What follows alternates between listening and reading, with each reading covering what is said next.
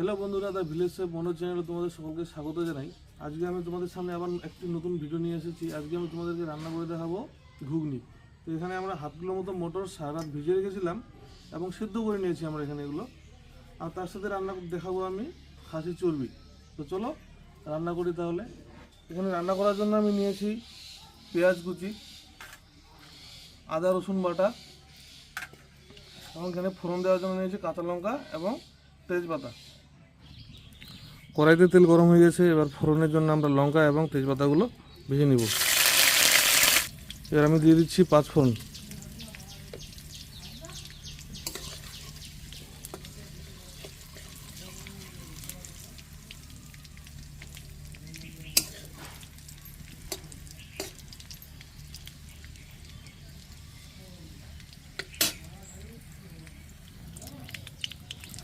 এবার দিয়ে দিচ্ছি কেটে রাখা পেঁয়াজ কুচিগুলো।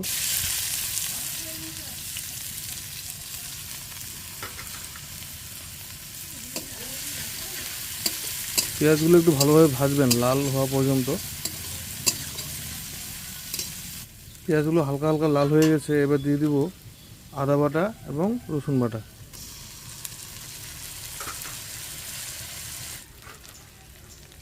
এবার দিচ্ছি আমি হলুদ গুঁড়ো,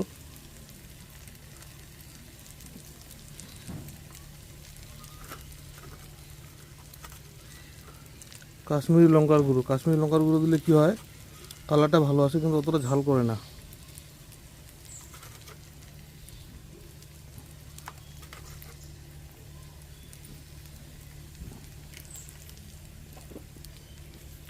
একটু ধনে পাউডার,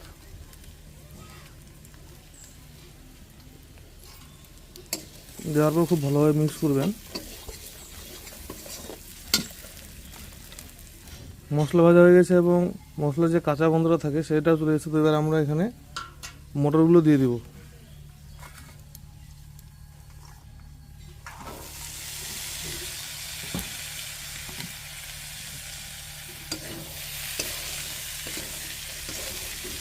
মটরগুলো দেওয়ার পর এভাবে নাড়তে থাকবেন, কারণ আমরা এগুলো আগে সেদ্ধ করে নিয়েছি। কিছুক্ষণ ভালোভাবে নাড়াচাড়া করবেন।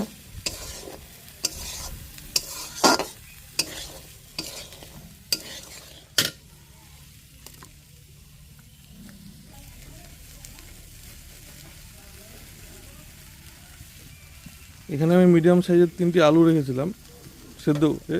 তো এবার সেই আলুগুলো দিয়ে দিব।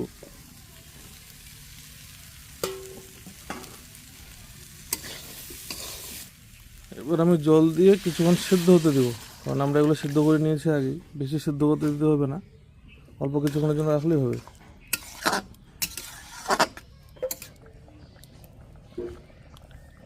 দেখুন জল ফুটে গেছে।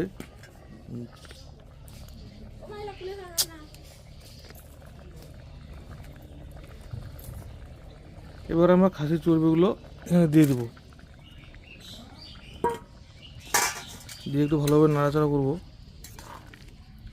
আগে দিবেন না এগুলো, যখন দেখবেন যে হালকাভাবে ঘুগনিটা ফুটে আসছে তখন দিতে হবে। ফুটতে শুরু করলেই দিয়ে দেবেন, কারণ আগে দিলে সব চর্বিগুলো গলে যাবে, তখন আর চর্বি থাকবে না।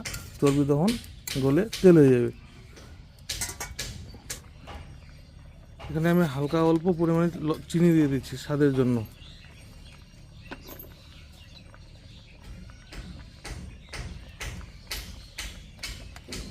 তারপর দিচ্ছি জিরা গুঁড়ো, ভেজে রাখা জিরা গুঁড়ো।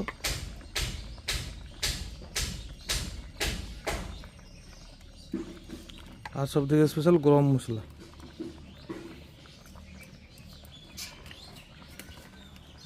আমাদের ঘুগনি হয়ে গেছে, একটু নাড়াচাড়া করে এবার আমরা নামিয়ে নেব। আমি একটু ঝোল রেখেছি, কারণ আমি আগেও বলেছি ঘুগনি প্রচুর পরিমাণে জল টানে। তো দেখবেন যে ঝোলটা থাকবে না, কিছুক্ষণ পরে ঝোলটা টেনে নিয়েছে। ঘুগনি রান্না হয়ে গেছে আমাদের। দেখুন কত সুন্দর একটা কালার এসেছে। তো চলো এবার সবাই মিলে খাওয়া যাক।